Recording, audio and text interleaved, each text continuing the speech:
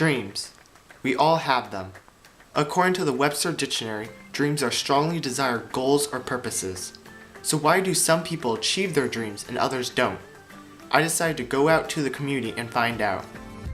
What do you want to be when you grow up? An astronaut. Why do you want to be an astronaut? Because there's cool, you can learn new stuff. Yeah, like go up in space. That'd be pretty cool, wouldn't it? Yeah. What do you want to be when you grow up? A fireman. Why do you want to be a fireman? Because saving people, and saving people is a nice thing to do. What do you want to be when you grow up? I want to be a doctor. Why? I want to be a doctor to help people feel better. What would you like to be when you grow up? I want to be a teacher. Why? Because I want to teach kids new things. What would you like to be when you grow up? I want to be a lawyer. Why would you want to be a lawyer? Just because I find all of the defending clients and working for a law office very interesting. What do you want to be when you grow up? I want to be a kindergarten teacher. Why? I've babysat all my life and I just really like little kids, so I want to work with them. What do you want to be when you grow up? A pediatric oncology nurse. Why? Because I'd like to help kids and their family get through a terrible disease that no kid deserves to have. What do you want to be when you grow up? I want to be a singer. Why do you want to be a singer? Well, the reason why is because ever since I could speak, everyone's told me I've been singing, and I think I'm good at it.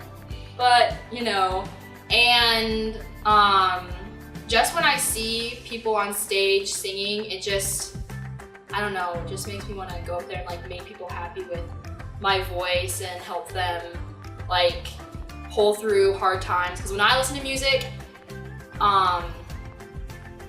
it helps me go through the hard times I've had in life and everything.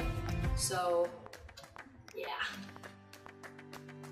Okay, kids' dreams are cool, but they really haven't had first-hand experience with the real world yet. So I decided to talk to some adults about their dreams. Did you achieve your dream? And if not, what stopped you from achieving your dream? So when I was in high school, my interests were really related to biology. I took some marine biology courses, and I had some interest in anything related to biology in general. Well, let's see, when I was younger, my dad was in the Marine Corps and I was a military brat. And so when I was little, I wanted to be a general. Okay. For as long as I can remember, I wanted to be a teacher. In high school, I helped out at our church with the kids program, 3- and 4-year-olds, and I really enjoyed that. So I knew going on to be a teacher was what I wanted to do. In high school, in grade school, high school, had dreams of being a truck driver. Truthfully, I don't know that I've ever been one that's been stuck on having a serious dream. Something that I had to achieve, and lots of things that I always wanted to do. I would still love to be a fighter pilot. And I decided that I would try and get some volunteer work done at a veterinary clinic, so I spent some time with Dr. Kuhlman in his veterinary clinic to try and get some experience to try and get a better opportunity in getting into veterinary school. In the first semester of my freshman year, I went to Waynedale Elementary School for a practicum and spent time with second graders, and I just knew that was what I wanted to do with the rest of my life. Did some management work, ran some crews for my dad. It's a small restaurant chain in Fort Wayne, Indiana, and really then just kind of like the management piece.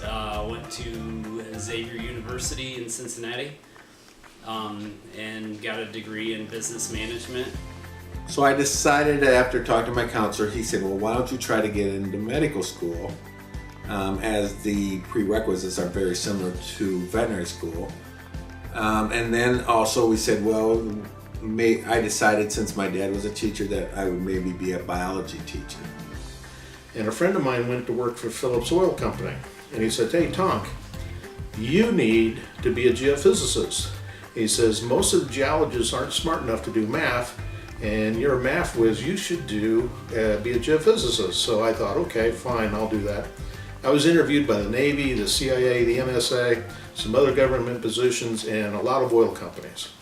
And I ended up with 7 offers from oil companies, and I became a geophysicist for Chevron Corporation. What I really wanted to do in life was to become a representative for one company in particular.